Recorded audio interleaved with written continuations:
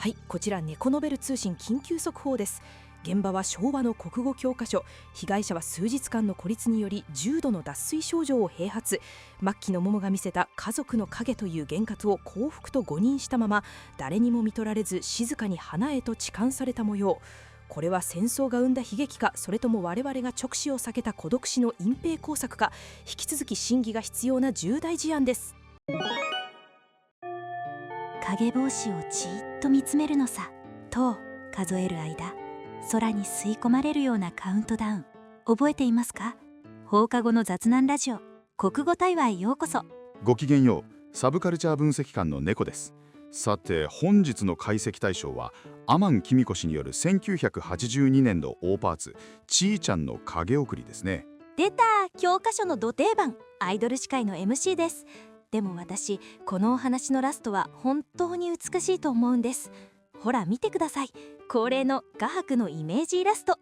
真っ青な空に家族4人の白い影が浮かんでる名シーンです。はあ、実に見事な設定の誤読だ。この透明感、離れ離れになった家族がお空の上でまた一つになれた、まさに究極の家族愛、尊さの極みじゃないですか。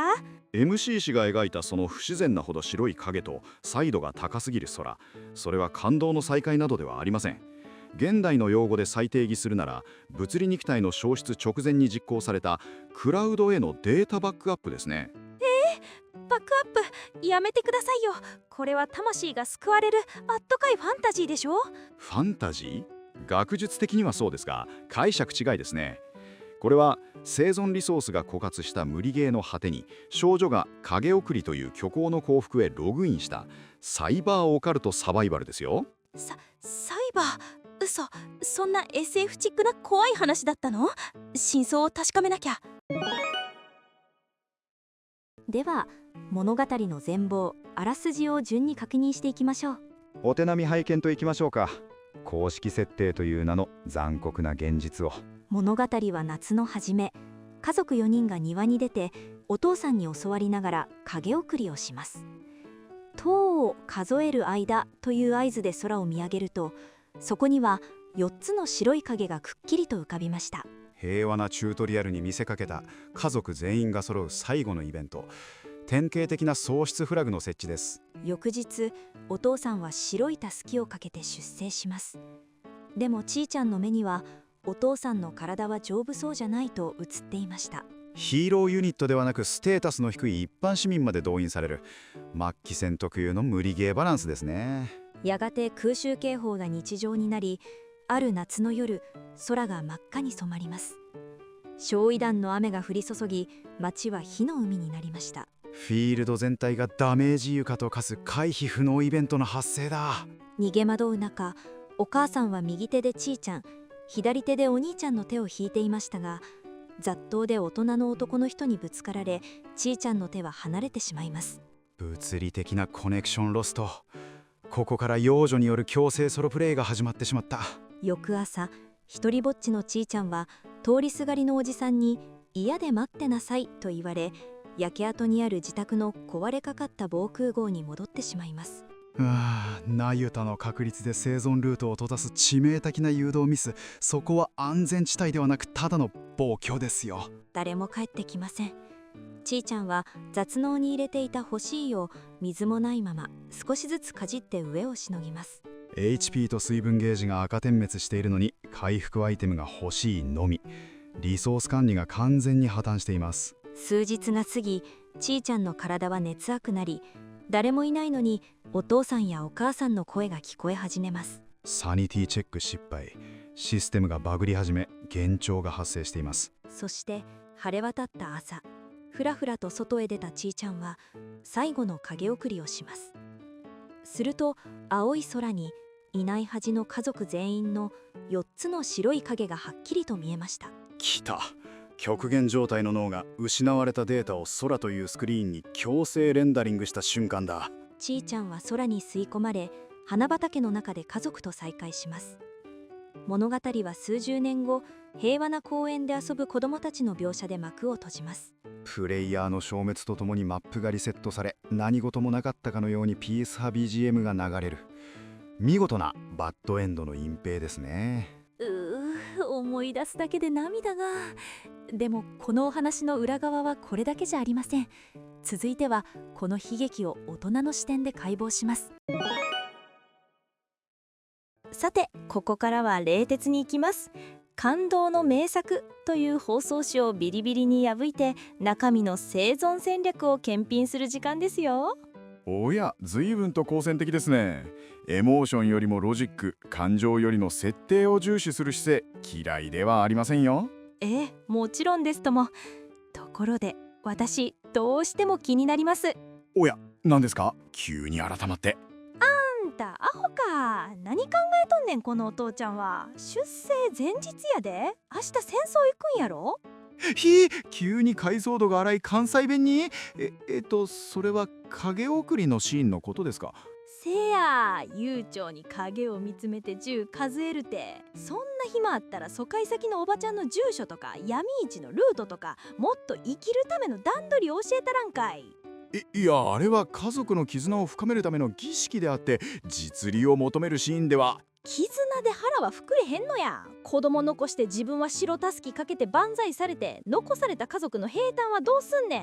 備蓄は隠し金は優先順位が逆やっちゅうねん。平坦。確かに RTS の初手としてはリソース確保よりも演出にコストを全振りした握手ではありますが。ほんまそれ影送りよくできたねちゃうわ。非常持ち出し袋よくできたねやろがい。大概にしときや。圧倒的生活力の暴力。しかし MC 殿、当時の精神性としては精神の統一こそが。精神論で飯は食えん。ほんで次、通りすがりのおっさんもや。なんやあれ。ああ、焼け跡で一人になったちーちゃんに声をかけたあのご老人ですか？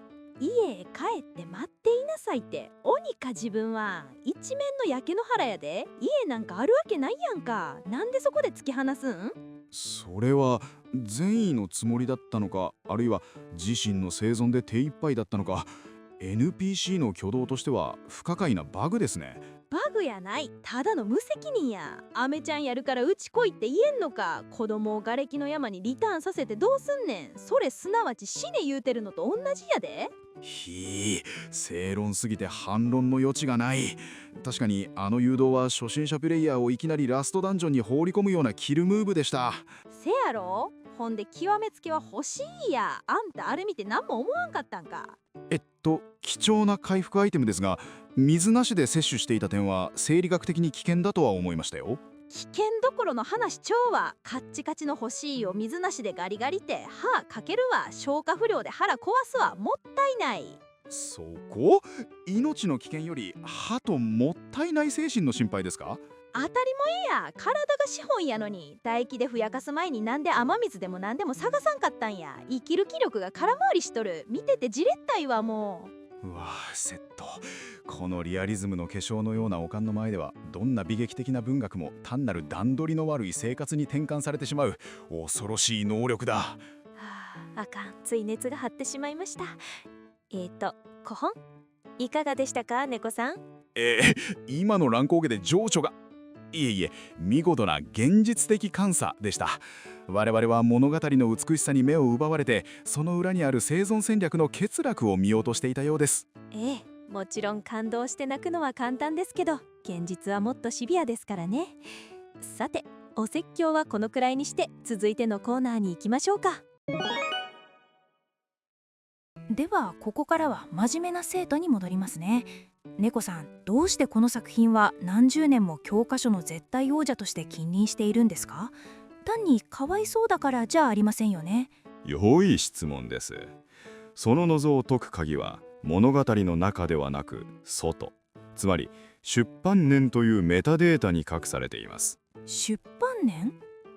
資料によると1982年、昭和57年。あれ？戦後すぐ書かれたんじゃないんですか？ここが最大の誤認ポイントです。1982年といえば、日本は高度経済成長を終え、バブル景気へ向かう飽食の時代。子供たちはファミコン前夜の電子音に囲まれ、上など知らない世代です。なるほど。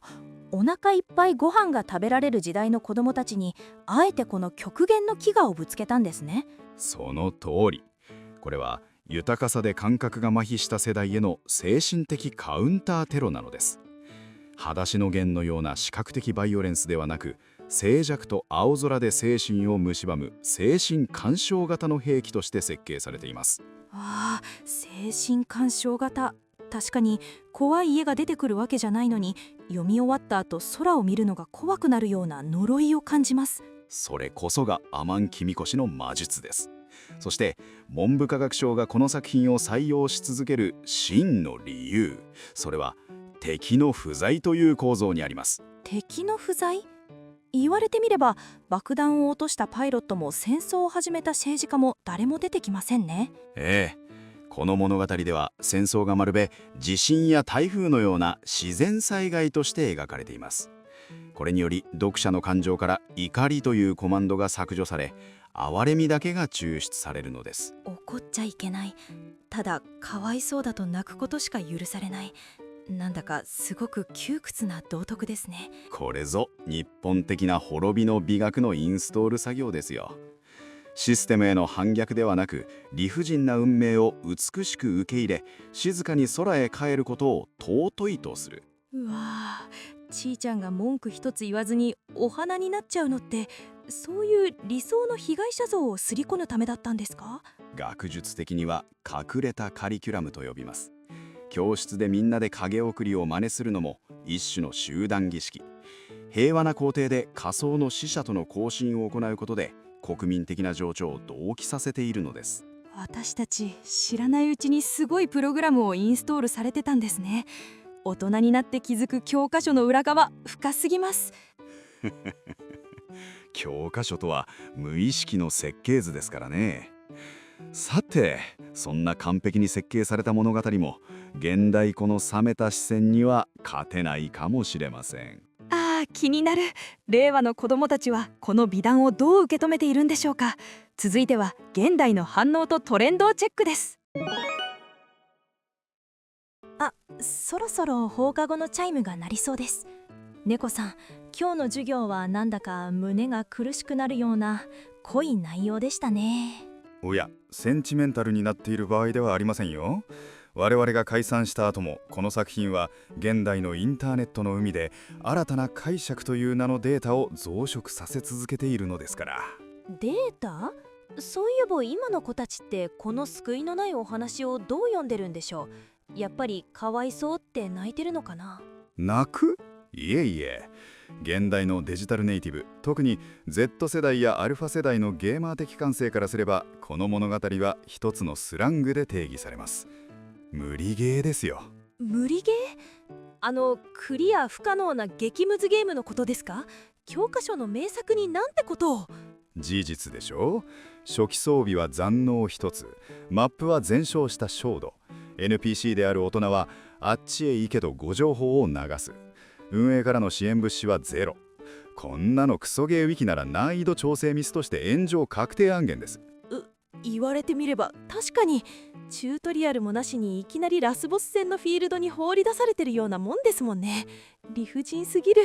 さらに界隈の用語を使えば、これは極上の曇らせコンテンツでもあります。純真無垢な幼女が理不尽なシステムによって徐々に輝きを失っていく過程を楽しむという極めて悪趣味なジャンルですね。ひえ、曇らせって最近のアニメとかでよく聞くけど、アマンキミコ先生は40年も前にそれをやってたってこと？先取りしすぎでしょ。そしてちーちゃんと家族、そして空だけで全てが完結するこの閉鎖的な構造、これは2000年代に流行した世界系の始祖的モデルとも言えます。社会も国家も描かず、君と僕と世界の終わりだけを描く。言われてみればあんなに広い空の下なのに世界にはちーちゃんしかいないみたい。なんだかすごく寂しくて、でもちょっとだけエモいかも。そのエモさの正体こそが現代のトレンドワード、メリーバッドエンドです。客観的には悲惨な死ですが、本人の主観では家族と会えた幸福な結末。メリーバッドエンド。確かに本人が幸せならそれでいいじゃんっていう解釈もありますけど、でもやっぱり死んじゃったら終わりですよ。おかん的には認められへんわ。おっと、またリアリストの人格が顔を出しかけていますよ。しかし現代の若者はこの静寂な絶望にある種の美的感覚を見出しています。キーワードはリミナルスペースです。リミナルスペース？誰もいない夜のプールとか地下通路の写真見て、なんか怖いけど好きってなるやつですよね。そうです。ちーちゃんが一人で過ごした誰もいない防空壕、崩れかけた灰色の街、境界線上の空間は現代人が求めている人間不在の静寂そのものです。うわー、戦争の悲劇まで映えりしちゃうんですか？現代人のメンタル強すぎません？私なんてその静寂が怖くて大失敗したことあるのに。ほう、失敗とは MC のような賑やかな生物が静寂に挑んだとでもです？はい、実は先月ソロ活に憧れて夜の海へ一人でドライブに行ったんです。マビの音だけでデトックスするぞって意気込んで。なんと風流ではありませんか。で、波の音を聞きながら宇宙と交信できたのですが、それが着いて5分で真っ暗な海が怖すぎて震えが止まらなくなって、結局車の中でスマホの大食い動画を最大音量で流しながらコンビニのおにぎりをむさぶり食って帰ってきました。ぶっとぶっと現代病の極みですね。静寂を埋めるために他人の咀嚼音という資本主義のノイズを摂取するとは、ちーちゃんの欲しい後は雲泥の差だ。笑わないでくださいよ、怖かったんですから。でもだからこそ思うんです。何日も一人で静けさに耐えたこの子はやっぱりすごいなって。スマホも通知もない完全な孤立、その没入感こそが彼女に変革を見せたのです。我々はもうそこまでの孤独には耐えられないのかもしれません。便利な時代になったけど、私たちは影送りをするための心の余白までなくしちゃったのかもしれませんね。今日は深い？おや、珍しく綺麗にまとめましたね。そろそろ下校時刻です。今日の講義はここまで。教室の鍵を閉めますよ。はい、皆さんもたまにはスマホを置いて自分の影帽子を見つめてみてください。もし4つ見えたら、それは眼科に行ってくださいね。そこは病院に行けというリアリズムぶれませんね。それでは皆様、また次の放課後にお会いしましょう。せーの、にゃん。